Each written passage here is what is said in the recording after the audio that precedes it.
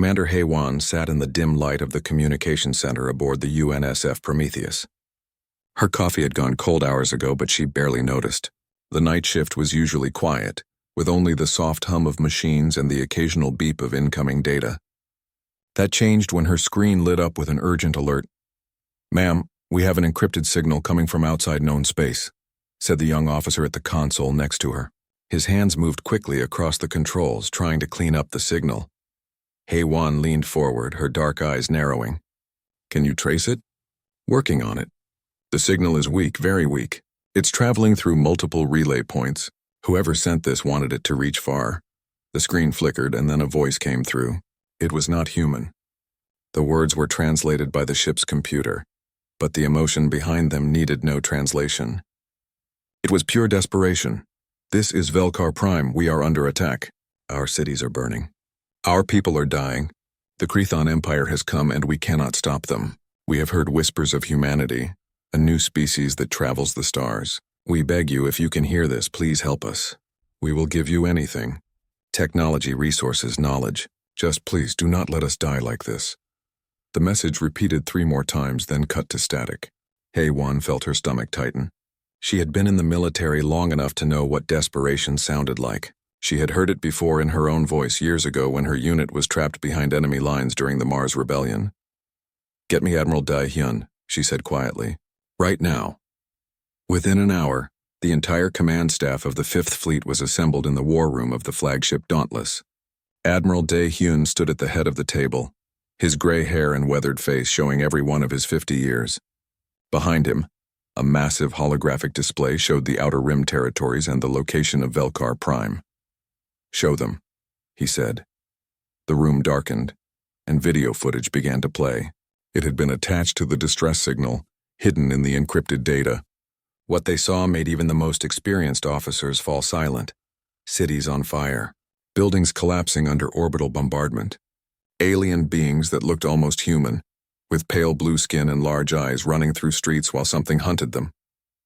The Krethons appeared on screen, massive creatures covered in dark armor, their weapons cutting down anyone who ran. Children screamed. Families were torn apart. One scene showed a group of Velkari civilians trapped in a square. Krethon soldiers surrounded them. There was no negotiation, no mercy, just execution. The footage cut out. The lights came back on. Several officers looked sick. Captain Jin Woo, commander of the battlecruiser Indomitable, slammed his fist on the table. "We have to respond to this." "We don't know these people," said another officer, her voice uncertain. "The Velkari are strangers to us. We just discovered their existence yesterday. And the Krethon Empire? We know nothing about their military strength.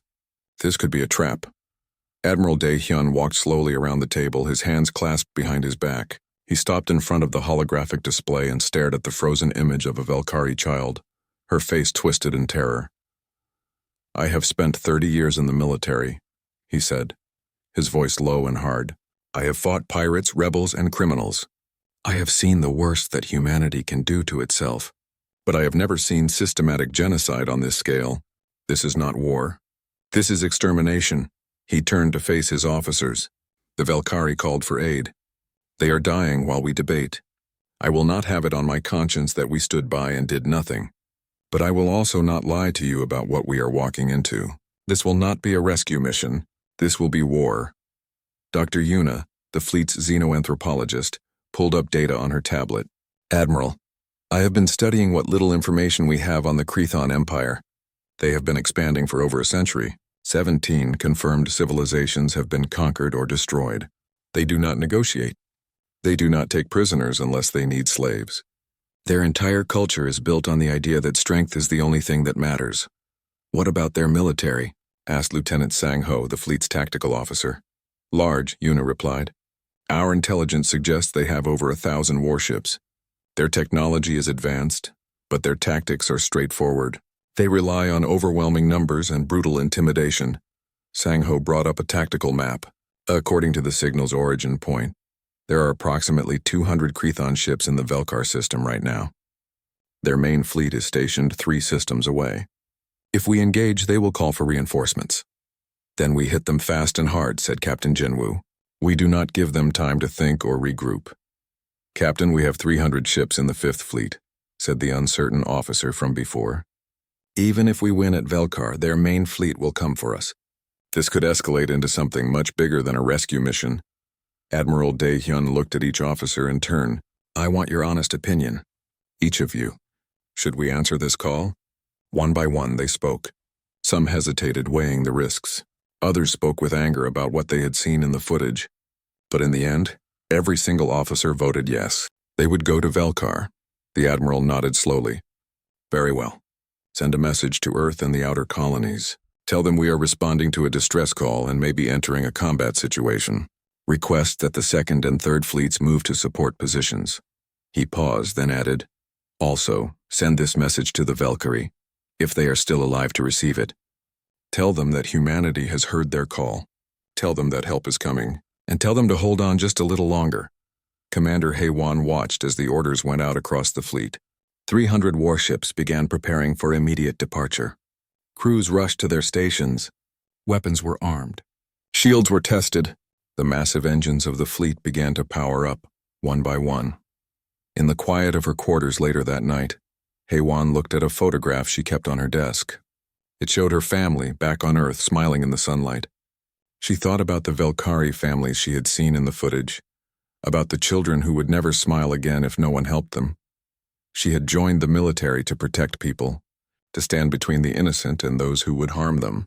It did not matter if those people were human or alien. It did not matter if they lived on Earth or on a world she had never heard of until yesterday. What mattered was that they needed help. And humanity had the power to provide it. She put the photograph back on her desk, put on her uniform, and headed to the bridge. The fleet would jump to hyperspace in 6 hours. And when they arrived at Velkar Prime, the Crethons would learn something important about humanity. They would learn that humans remembered their own history. They remembered tyrants and oppressors. They remembered the cost of standing by and doing nothing. And they would learn that when humanity decided to act, they did not do it halfway. The countdown began. The rally point was empty space between star systems, a nowhere place that existed only as coordinates on a navigation chart. But over the course of 12 hours, it became something else. It became an armada. Captain Jin-woo stood on the bridge of the Indomitable and watched as ships dropped out of hyperspace, one after another. Battle cruisers like his own, massive and covered in armor plating, destroyers fast and deadly, carriers that held hundreds of fighter craft, support ships loaded with ammunition, fuel, and supplies for a long campaign. 300 vessels in total, the largest human fleet ever assembled. "It is beautiful, in a terrible way," said his executive officer, a woman named Kyung-soo who had served with him for 5 years. Jin-woo nodded. "Beautiful and necessary. How are the crew?" "Ready, sir. A bit nervous, maybe. Most of them have never seen real combat. Training exercises and pirate chases are one thing. This will be different." "Yes, it will." Jin-woo pulled up the tactical display on his command console. Each ship in the fleet appeared as a small icon, color-coded by class and function. They looked like toys from this perspective, but he knew the truth. Each of those ships carried hundreds of crew members. Each represented billions of dollars in technology and resources. And each one could deliver enough firepower to level a city. The humans had built these ships carefully over decades, learning from their own violent history. While other species in the galaxy had designed elegant vessels focused on exploration and trade, humanity had built warships. They had learned the hard way that peace was a luxury maintained by strength. Across the fleet, similar scenes played out. Lieutenant Sang-ho worked with his team of tactical officers, planning attack formations and running combat simulations. They studied every piece of data they had on Crethon ship designs, looking for weaknesses. The information was limited, but it was enough. Their shields are strong at the front, but weaker on the sides and rear, Sang-ho explained to his team. They fight in wall formations, presenting their strongest armor forward. It is an old tactic meant to intimidate. "So we do not attack from the front," said one of the younger officers. "Exactly. We use speed and maneuverability. We surround them, force them to split their attention. Human ships are smaller and faster than theirs. We use that advantage." On the medical ship Mercy, Lieutenant Nari checked and rechecked her supplies, trauma kits, surgical equipment, emergency blood supplies, and enough medication to treat thousands of wounded. She hoped most of it would not be needed. She knew better than to believe that hope. Her staff was young, most of them fresh from medical school. They had trained for this, but training and reality were different things. She gathered them in the main bay and spoke plainly. When the fighting starts, we will receive casualties. Some will be minor. Some will not be. You will see things that will stay with you forever. You will want to save everyone, and you will not be able to. Do your best. And remember that every life we save matters, even if we cannot save them all. One young medic raised her hand. Lieutenant, do you think there will be many wounded? Nari looked at her for a long moment. Yes, I think there will be many. But that is why we are here. The warriors fight and we heal. Both are necessary. On the flagship Dauntless, Admiral Dae-hyun met with his senior staff for a final briefing. Dr. Yuna presented updated intelligence on the Krethon occupation of Velkar Prime. The Velkari resistance is still fighting. But barely, she said, bringing up images of the planet. They are hiding in underground tunnels and mountain ranges. The Krethons control all major population centers. Orbital scans show significant damage to civilian areas. Estimated enemy strength? Asked the Admiral. 200 ships, as we thought. They are in a standard occupation formation, spread out across the planet's orbit.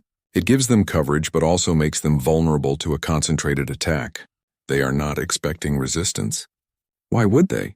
No one has successfully opposed them in decades.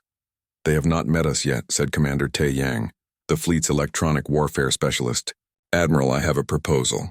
We know the Krethons rely heavily on networked communication systems. If we hit them with focused jamming and cyber attacks right as we drop out of hyperspace, we can blind them for critical minutes. Maybe longer. Do it, said Dae-hyun. Anything that gives us an advantage. Commander Hae-won entered the room, slightly out of breath. Admiral, we just received a response from the Velkari. Their message was brief, but they confirmed they are still alive and fighting. They said they will hold out as long as they can. Then we do not keep them waiting any longer.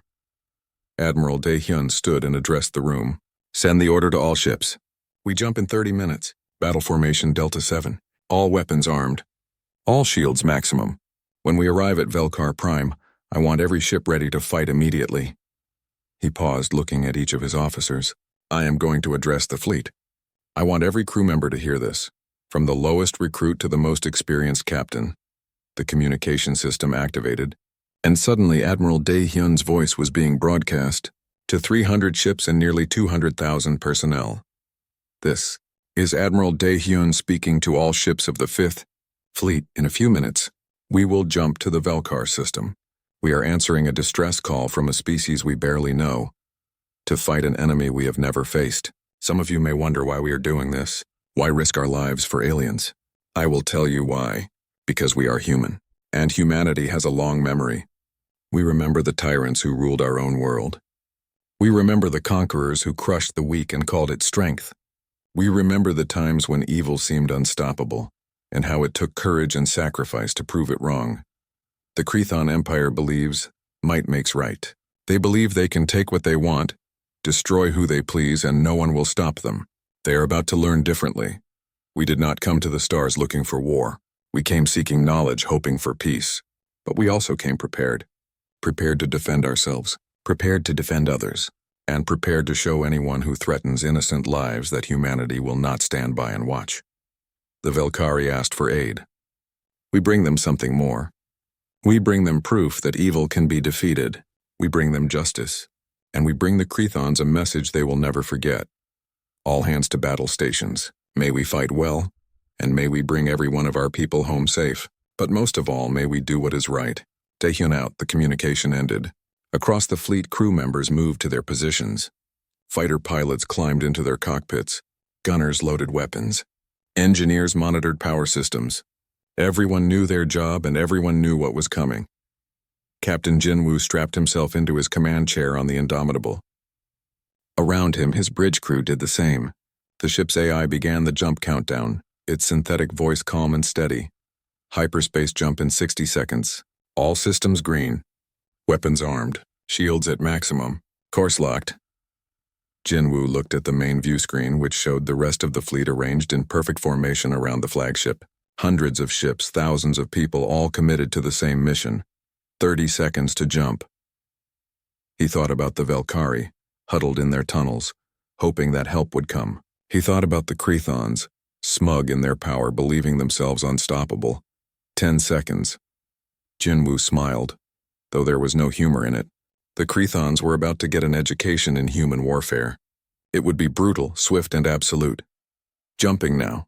The stars stretched into lines of light and the fleet vanished into hyperspace. The storm was coming. The human fleet dropped out of hyperspace at the edge of the Velkar system, and for a brief moment there was only silence. 300 warships materialized in perfect formation, their arrival creating ripples in space that the Crethon sensors detected immediately. On the surface of Velkar Prime, in a deep underground bunker, the Velkari resistance leaders saw the sensor readings and could not believe them. Elder Mora, who had been coordinating the resistance for 3 weeks, stared at the display with wide eyes. "Are those readings correct?" she whispered. "That many ships?" "Confirmed," said the young technician beside her. 300 vessels. Unknown design. They are broadcasting human identification codes. Mora felt tears on her face. They came. The humans actually came. In orbit above Velkar Prime, Commander Varkesh of the Crethon Occupation Force was less pleased.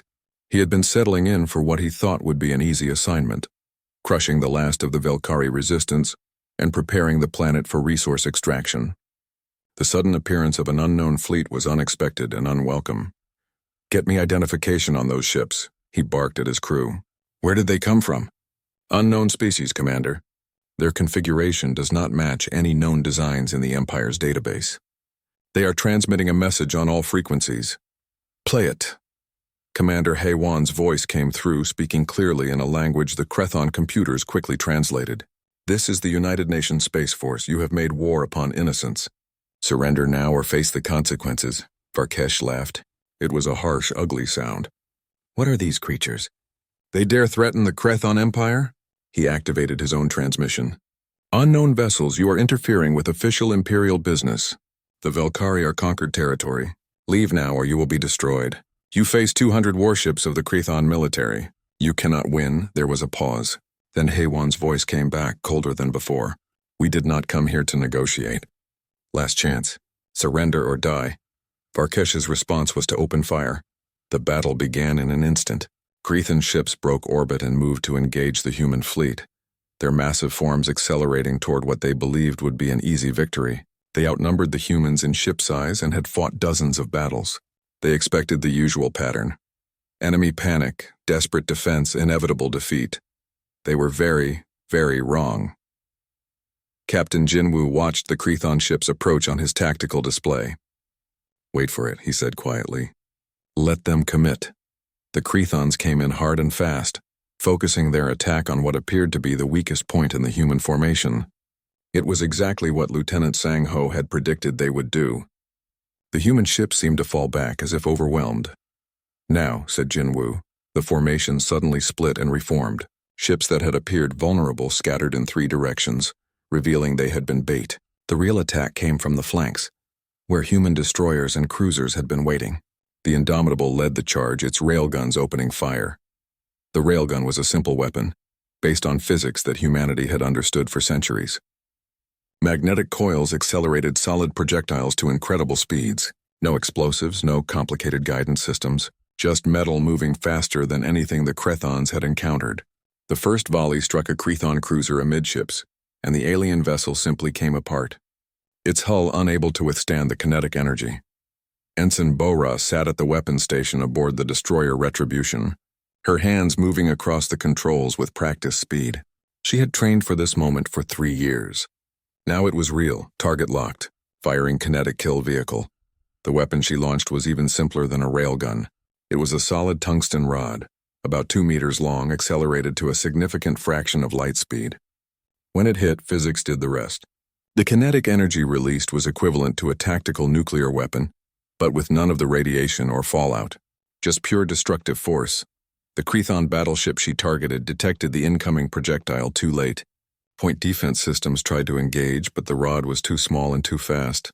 It struck the ship's center section and passed completely through it, the impact vaporizing metal and creating a shockwave that tore the vessel in half. "Hit confirmed," said Bora, her voice steady despite the adrenaline flooding her system. "Target destroyed." All across the battlefield, similar scenes played out. The Crethons had expected a conventional fight with energy weapons and missiles. What they got was something their shields were not designed to handle: pure kinetic destruction. Commander Tai Yang activated the electronic warfare suite aboard the Dauntless. Invisible waves of jamming signals flooded Crethon communication channels. Cyber attacks probed their computer systems, looking for vulnerabilities. Within minutes, the Crethon fleet was deaf and partially blind, their sensors feeding them false information, their ships unable to coordinate effectively. Their formation is breaking down, reported Sang Ho from his tactical station. They are trying to regroup, but our jamming is too effective. They cannot communicate. Admiral Dae Hyun watched the battle unfold on the main holographic display. Red icons representing Crethon ships were winking out one by one. All ships, press the attack. Do not give them time to adapt. The human fighter squadrons launched next. Captain Hiram led her squadron, callsign Reapers, into the heart of the chaos. Human fighters were small, fast, and incredibly maneuverable. The pilots had trained in Earth's asteroid belts, learning to fly in complex three-dimensional environments where a single mistake meant death. Reapers, this is lead, Hiram said over the squadron channel. Target their engines and weapons. Make them hurt. Her fighter dove toward a Crethon destroyer, weaving through defensive fire that seemed to come from everywhere. She launched a missile, watching it spiral toward the target, then pulled hard right to avoid return fire. The missile hit, exploding against the destroyer's engine section. The ship began to list, losing power. Good kill, lead, said one of her pilots. I have another target locked. Take it. The battle raged for 2 hours. The Crethons fought with the desperation of beings who had never known defeat. They tried new formations, different tactics, concentrated fire. Nothing worked. The human fleet was too fast, too adaptable, and far too deadly. Commander Varkesh watched his command fall apart around him. Half his ships were destroyed or disabled. His communications were jammed. His sensors were unreliable. And still the human ships came, relentless and unstoppable. All ships, retreat, he ordered. Fall back to the jump point. But it was too late. The human fleet had positioned ships to block the escape routes. The Crethons were surrounded. Varkesh sent one final transmission, this time without the arrogance. We surrender. Please, we surrender. The response came from Admiral Dae Hyun himself. Your surrender is noted. Power down all weapons and prepare to be boarded. Any ship that attempts to flee will be destroyed. Any ship that powers weapons will be destroyed. You have one chance. Use it wisely. One by one, the surviving Crethon ships powered down. Of the 200 ships that had occupied Velkar Prime, only 47 remained intact. The rest were debris, spreading slowly across the orbital space like a metal graveyard. On Velkar Prime, Elder Mora and the resistance leaders watched the sensors in stunned silence. The occupation force was gone. The sky above their world was clear of Crethon ships. In their place were the unknown human vessels, victorious. Get me a communication channel to the human fleet, Mora said quietly. I need to thank them.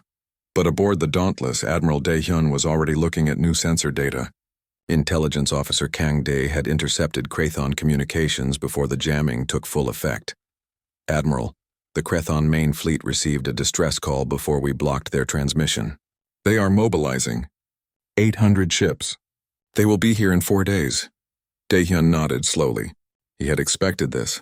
Contact the 2nd and 3rd fleets. Tell them we need reinforcements immediately. And send a message to the Crethon High Command. Tell them we are not leaving. Tell them if they want this system, they will have to come and take it. And tell them what happened here today will happen again. He turned to look at the planet below, where millions of Velkari were celebrating their liberation, not knowing that the real war was just beginning. Prepare for the main battle, he said. They will come, and we will be ready. The Crethon High Command met in an emergency session deep within their fortress world.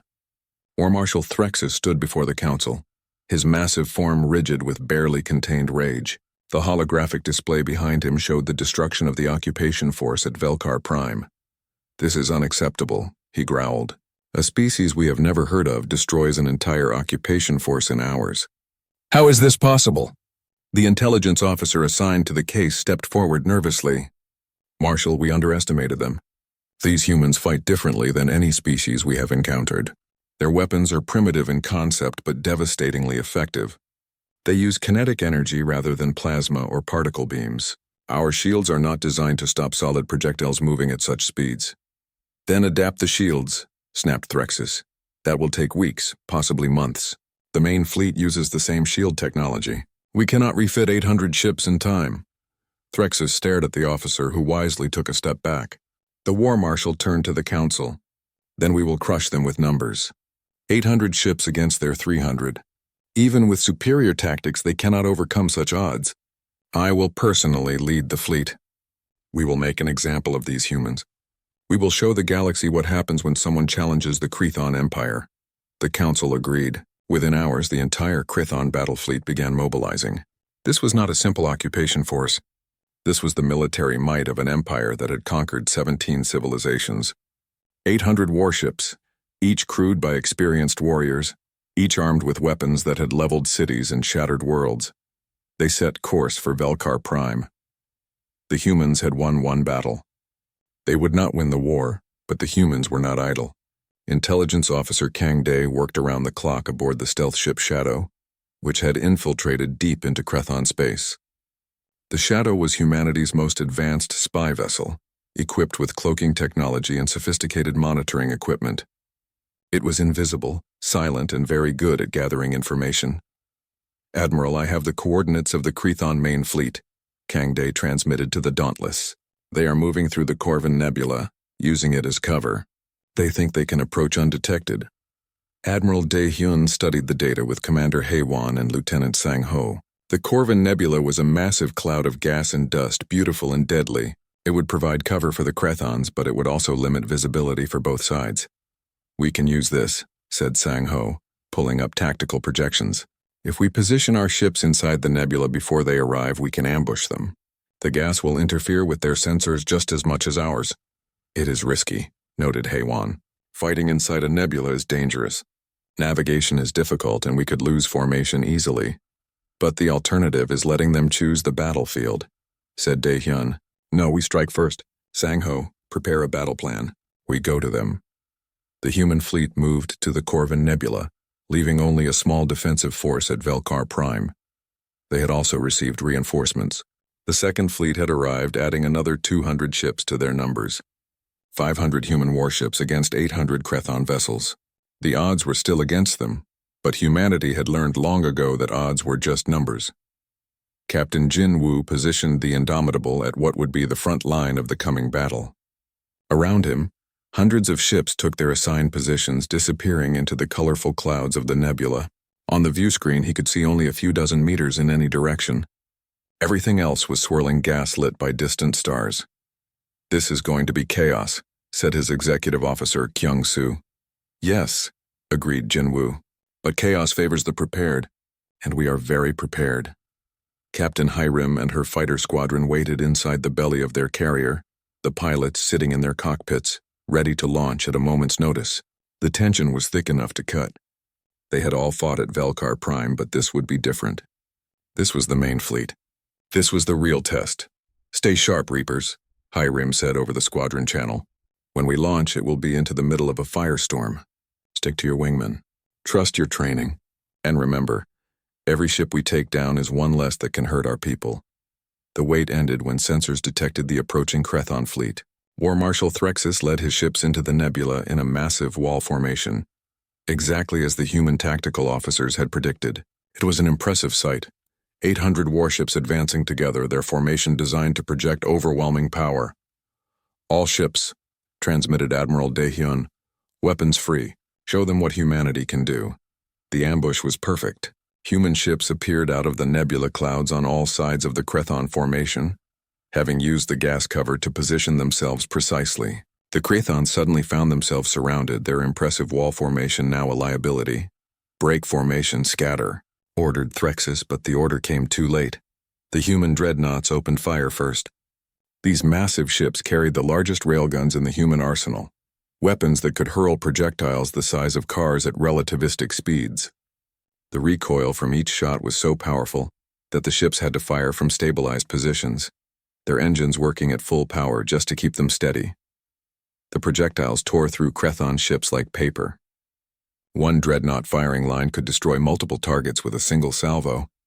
The kinetic kill vehicles followed, launched from dozens of ships simultaneously. The nebula lit up with impacts, each one releasing energy that briefly turned the gas clouds into brilliant flashes of light. Commander Tai Yang activated the electronic warfare suite, and the already limited visibility of the nebula became a complete blackout for the Crethons. Their sensors showed false targets, their communications were jammed, and their coordination fell apart. Ships collided with each other trying to maneuver. Friendly fire incidents multiplied as captains fired at shadows and hit their own vessels. Captain Highrim launched with her squadron into what could only be described as organized chaos. The nebula was filled with debris, weapons fire, and dying ships. She led her fighters in a weaving pattern, targeting Crethon engines and weapon systems. "Reaper 3 on your 6, she called out, seeing a Crethon fighter closing on one of her pilots. "I see him, lead. Breaking right." The dogfights inside the nebula were brutal and short. Human pilots had trained for exactly this environment, but it was still deadly. 2 of Highrim's squadron did not come back. She made sure the Crethons paid for them 100 times over. War Marshal Threxus watched his fleet die around him. His flagship was taking fire from multiple directions. Half his ships were destroyed or disabled. The humans were everywhere, striking from the nebula clouds like ghosts. He had never seen anything like it. No species had ever fought this way. "All ships focus fire on the human dreadnoughts," he ordered desperately. "Bring them down!" But the human ships refused to stay still. They appeared, fired, and disappeared back into the nebula before the Crethons could target them effectively. And when the Crethons did manage to concentrate fire, they found that human armor was surprisingly tough. The ships could take hits that would have destroyed lighter vessels. Admiral Dae-hyun coordinated the battle from the Dauntless, watching the tactical display as red icons vanished one after another. "All ships tighten the noose. Do not let them escape." The battle raged for 6 brutal hours. The nebula became a graveyard, filled with the wreckage of ships from both sides. But the ratio was heavily in humanity's favor. For every human ship lost, 5 Crethon vessels were destroyed. Finally, War Marshal Threxus faced the impossible truth. He was defeated. Of his 800 ships, only 200 remained, and many of those were damaged. The humans had lost less than 50 vessels. It was not just a defeat, it was annihilation. His flagship took a final hit and alarms screamed across the bridge. The hull was breaching. Life support was failing. Threxus had seconds to make a choice. He chose to send one last transmission. "You fight well, humans," he said, his voice weak. "Perhaps too well. We thought we were the strongest. We were wrong." The flagship exploded, taking War Marshal Threxus with it. The remaining Crethon ships scattered in all directions, their formation completely shattered. Some fled toward their home territory. Others tried to hide in the nebula. A few surrendered immediately. Admiral Dae-hyun broadcast a message on all Crethon frequencies, his voice carrying to every surviving ship and to their homeworld beyond. "This is Admiral Dae-hyun of the United Nations Space Force. The Crethon Empire has made war upon innocent species for too long. You have enslaved the weak and murdered without mercy. Today you have learned that there are consequences for such actions. Humanity has seen what you are, and we will not forget. We will find every world you have conquered. We will free every slave. We will hunt you to the edge of the galaxy if we must. This is not a threat. This is a promise. You have one chance to avoid complete destruction. Surrender now. Disarm your military. Face justice for your crimes. Or refuse, and we will return with more ships, more weapons, and no mercy. The choice is yours. But choose quickly. Our patience has limits." The transmission ended. Across Crethon space, the message was received with shock and fear. The impossible had happened. The unstoppable Crethon Empire had been. The war did not end with the Battle of the Corvin Nebula. It continued for 6 months, but everyone knew the outcome was no longer in question. The Crethon Empire was broken, its military shattered, its will to fight crushed by defeat after defeat. Human fleets moved through Crethon space like a storm, liberating occupied worlds one by one. Each planet told the same story of brutality and oppression. Slave camps, strip mines, populations reduced to terrified workers serving their Crethon masters. And with each world freed, humanity's determination to see this through to the end only grew stronger. Lieutenant Nari worked aboard the medical ship Mercy, which followed the fleet from world to world. Her days were filled with treating the liberated, helping them recover from physical injuries and trauma that would take years to heal. She had seen more suffering in 6 months than in her entire medical career before. "How many more?" asked one of her young medics, exhausted after treating survivors from the latest freed world. "How many more planets did they conquer?" 17 confirmed, Nari answered quietly. "We have freed 12 so far. 5 more to go. And then the real work begins." The real work she referred to was rebuilding. It was not enough to defeat the Crethons. The liberated species needed help to stand on their own again. Food, medical supplies, technology, protection while they rebuilt their defenses. Humanity had accepted this responsibility along with the burden of war. The Velkari were thriving under this arrangement. Elder Mora had become the primary liaison between her people and the humans. She watched with wonder as human engineers helped rebuild cities, as human doctors trained Velkari medical staff, as human teachers shared knowledge freely. "Why do you do this?" she asked Commander Haywan during one of their meetings. "You have won. You could demand payment, tribute. Instead, you give freely." Haywan considered the question carefully. "Because we remember what it is like to suffer. Humanity's history is full of oppressors and the oppressed. We learned eventually that the strong have a duty to protect the weak, not exploit them. If we helped you defeat the Crethons only to become new masters, we would be no better than they were." "Your species is strange," said Mora with a smile, violent and gentle at the same time, terrifying and compassionate. "I think the galaxy will not know what to make of you." "We barely know what to make of ourselves," admitted Haywan. The Crethon homeworld was blockaded by 3 human fleets. Captain Jinwu commanded the blockade from the Indomitable, ensuring that no ships entered or left without permission. Below on the planet, the Crethon government had collapsed into chaos. Different factions fought for control, each blaming the others for the disastrous war. Finally, a delegation approached the human fleet with an offer of surrender. Jinwu led the team that met with them aboard a neutral station. The Crethon representatives were subdued, their former arrogance completely gone. "We surrender unconditionally," said the lead delegate, a Crethon elder named Corvus. "We will accept your terms." Jinwu laid out the requirements that had been agreed upon by the United Nations and all liberated species. War crimes trials for those who had committed atrocities, complete disarmament of the Crethon military, reparations to all conquered species, a human garrison to ensure compliance and protect the Crethon population from internal violence, and most importantly, a complete restructuring of Crethon society away from their culture of militarism. "These terms are harsh," said Corvus quietly. "These terms are just," replied Jinwu. "Your empire murdered billions. You enslaved entire civilizations. You can consider yourselves fortunate that we are offering terms at all, rather than the annihilation you would have given to others." Corvus signed the surrender documents. The Crethon Empire officially ceased to exist. Admiral Dae-hyun stood on the bridge of the Dauntless as it orbited Velkar Prime. 6 months had passed since that first desperate distress call. 6 months of war, liberation, and the difficult work of building peace. He looked older now, the weight of command having added new lines to his face. Dr. Yuna approached him with her final report. "Admiral, I have completed my analysis of the war's impact on galactic politics. Would you like to hear it?" "Please." 17 species have gained their freedom. The balance of power in this region of space has shifted dramatically. But more importantly, humanity has sent a message to the entire galaxy. We will not tolerate oppression.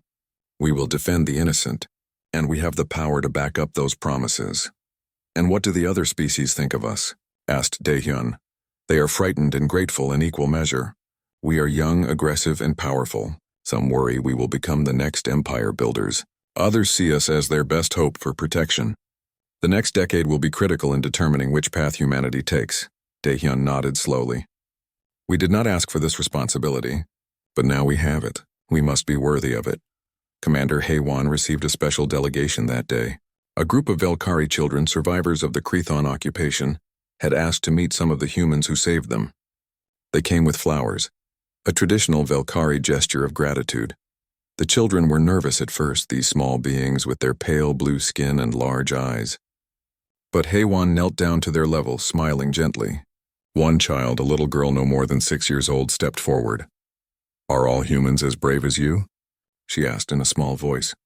Heywan thought about that question carefully. She thought about the crews who had died in the fighting. She thought about the medics who worked tirelessly to save lives. She thought about the engineers rebuilding cities and the teachers sharing knowledge. She thought about all the ordinary people doing extraordinary things because it needed to be done. "We are not brave," she said gently to the child. "We are just very, very stubborn. And we really do not like bullies." The child smiled and handed her a flower. Heywan accepted it with a sense of profound responsibility. This was why they had fought. Not for glory or conquest, but for moments like this. For children who could smile again. For species that could live free. Captain Highrim was promoted and given command of her own carrier. Before taking her new post, she visited the memorial wall where the names of the fallen were recorded. 2 of her squadron had died in the Corvin Nebula. Their names were there, along with thousands of others who had not come home. "We did what you would have wanted," she said quietly to the wall. "We won, and we tried to make it mean something." The fleet began to disperse, ships returning to their home bases for rest and repairs.